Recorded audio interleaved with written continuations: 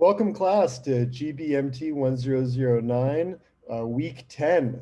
It's hard to believe we're about only 3 weeks away from finishing the course. I hope many of you have learned a lot this semester. Some brief housekeeping. As I mentioned last week, I will be switching my office hours to by appointment for the next couple of weeks. So if you need to meet with me, I will not have my open office hours anymore. You'll have to send me an email and give me about 3 different time slots or windows in which you'll be available to meet. And then I will send you an invite and we can meet to discuss assignments, etc. This is just happening because I was finding many of you were not using my office hours anyway, and I was kind of just sitting around. So just to save us both some time, you can just send me an email and give me 3 windows of time slots, regular hours after 9 a.m., before 8 p.m. And we can discuss the assignments or any concerns you might have about the materials, etc.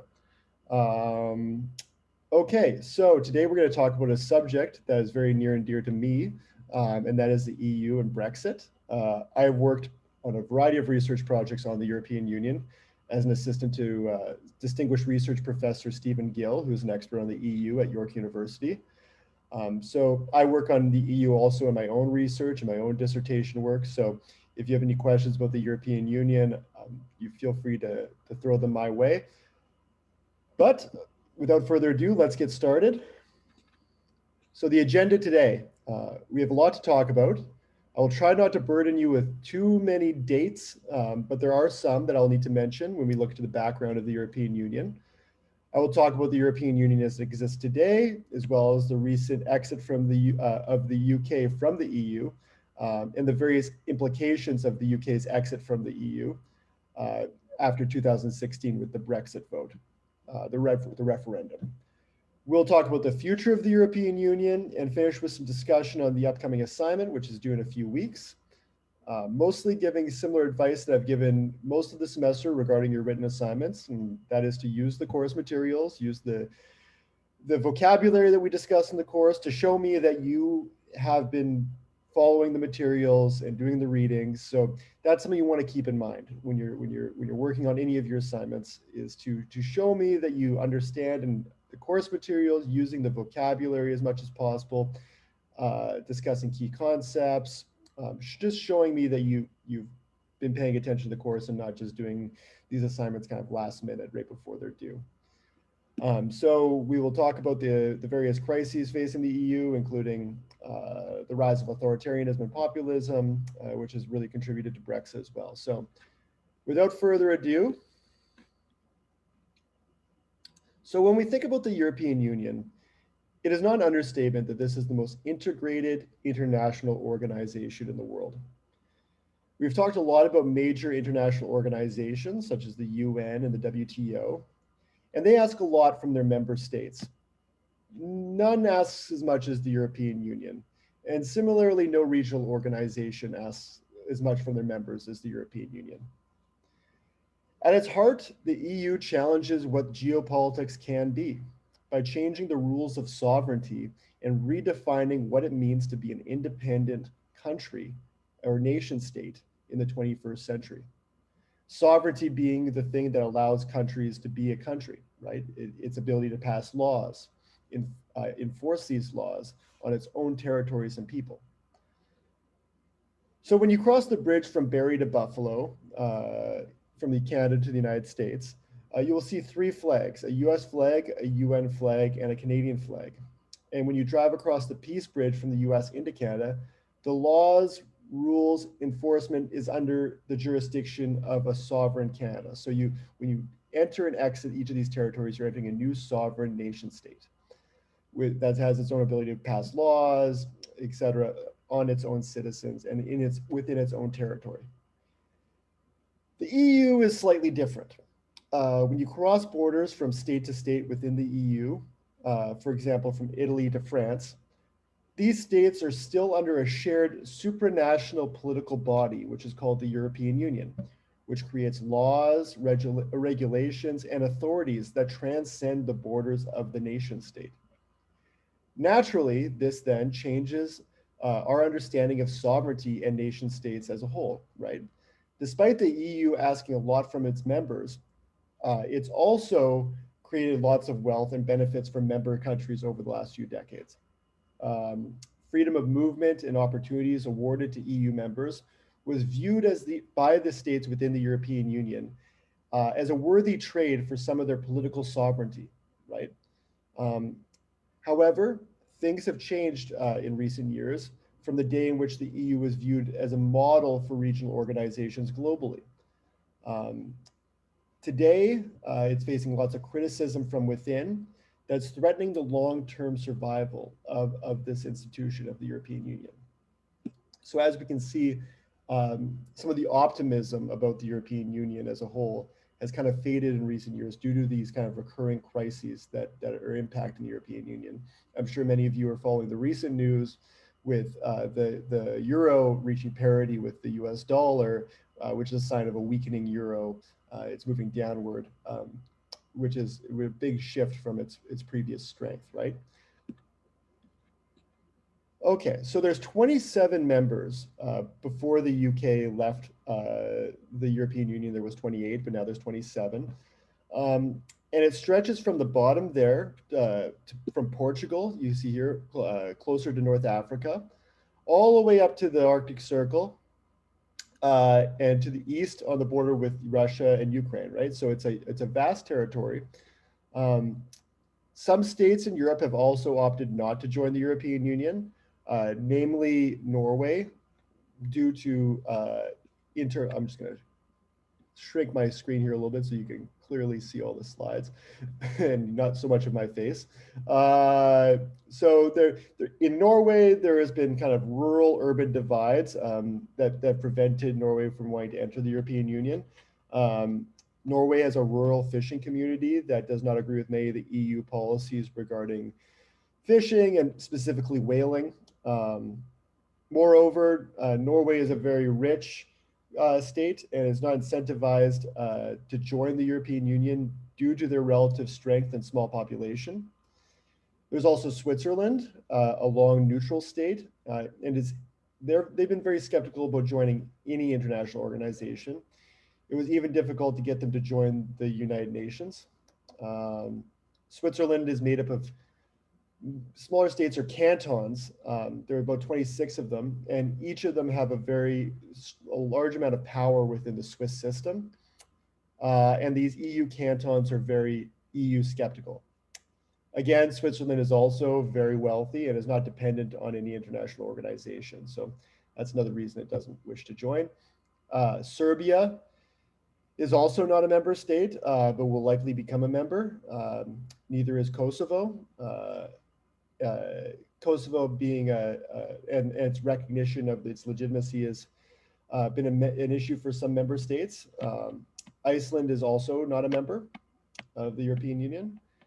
And Russia, perhaps most importantly, is not a member due to its historic divisions between it and the Russian state and previously the Soviet Union, and what we can largely consider the liberal international order, or the liberal international economic order, called the LIEO in some circles. And this makes up the US and the EU. And so there's been a large cleavage, a big division historically, politically, between Russia and the former Soviet Union, and the United States and Western Europe.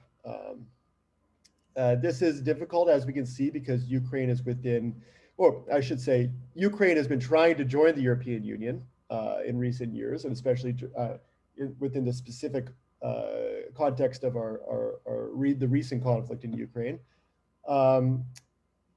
But pulling Ukraine into the EU has been quite difficult because Ukraine is within Russia's historic economic and political sphere of influence since the end of World War II and what was called the Yalta Agreement, an agreement between the great powers following World War II.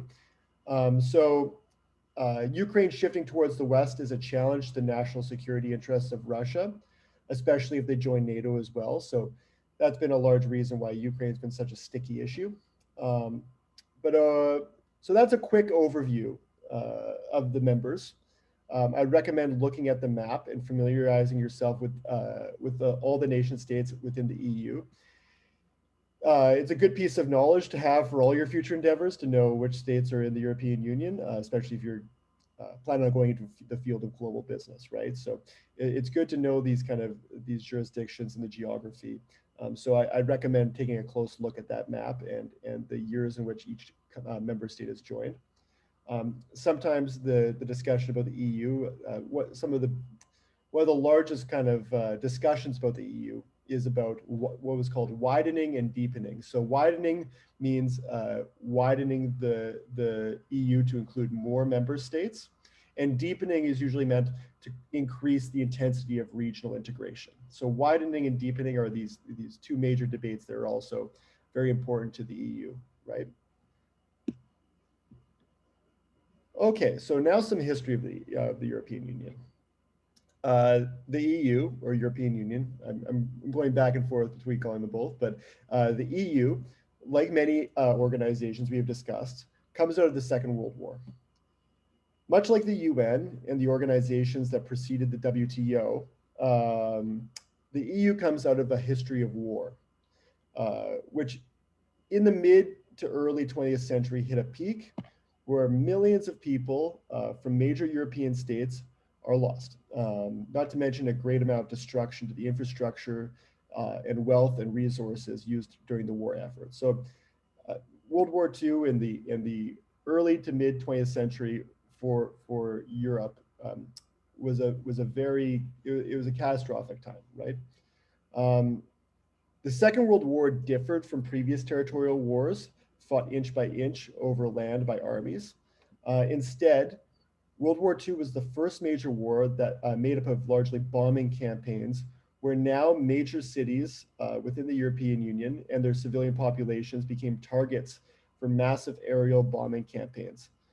Such was the case during the Blitz, when the Germans bombed London during World War II, and as well as the Dresden bombings by British and Americans over Germany, both of which caused vast amounts of loss of human life and lots of destruction in these major population centers within Europe.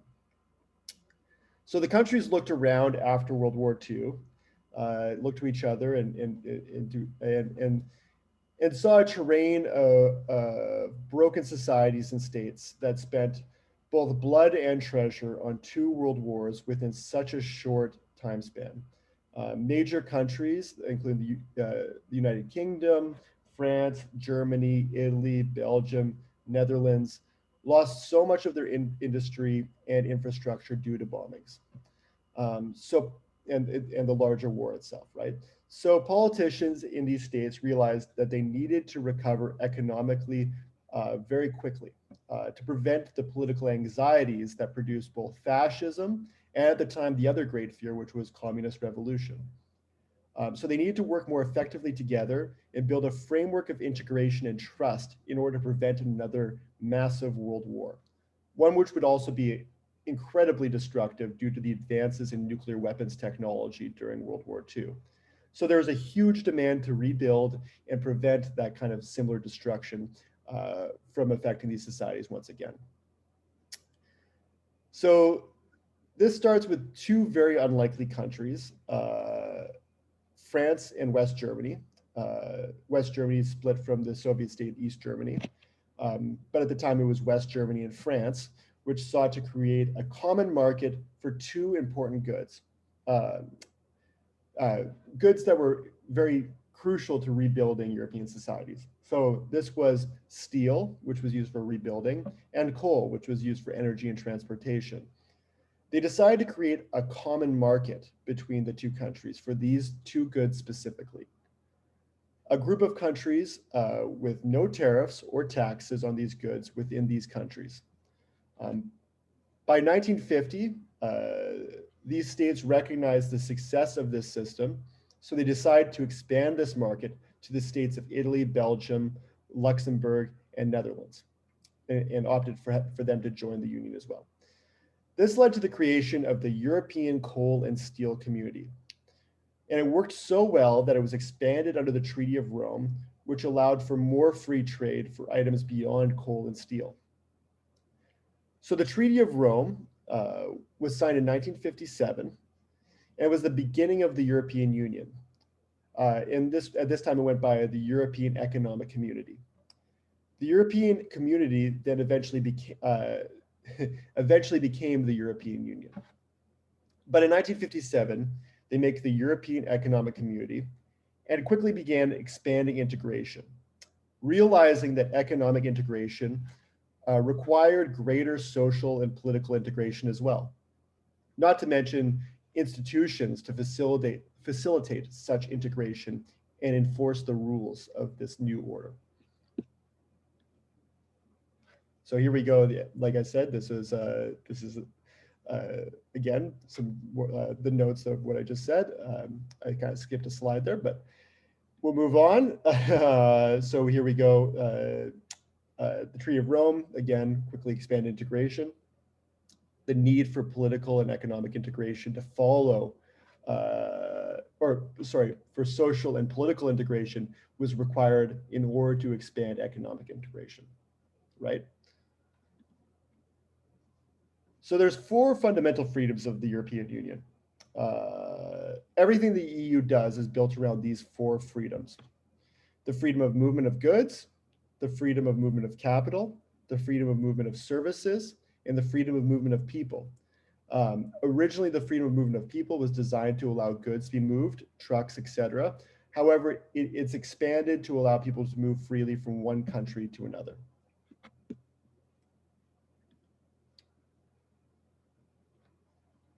Okay, so to end this first section, let me give you an example of the common market, right? And what this really implies. If you want to move toasters across a common market, you must remove border checks, right? But then to do this, you also need to have same safety standards, environmental standards, labor rules, electricity rules. All states have to agree on the rules for toaster imports for all the states coming into your shared common market. You then also need a mechanism to make sure that toasters are being sold for the same price across a common market. Also, how excess toasters are also sold to foreign markets requires regulation. And this is achieved through a common currency, or the euro. Of course, this is not the only toaster. This is not only applied to toasters, I'm sorry. It's applied to a whole host of goods and services that must be negotiated across borders, including other issues that have to do with this kind of new massive common market, namely also human rights and environmental issues, right? So, like we said, over time, the European Union grew both, the member states started with 6. By 1995, there was 15. By 2004, 25, and up to 28 before Brexit, and areas with different areas of responsibility. In 1999, the euro, or common currency, was used by 19 countries, and this made it easier to ensure prices are similar across borders. I think we need to end there for part 1, but in part 2, we'll talk more about Europe today, integration, as well as disintegration of the European Union, and as well as Brexit and other issues facing the EU. So I'll see you in part 2, and I look forward to continuing this discussion on the European Union.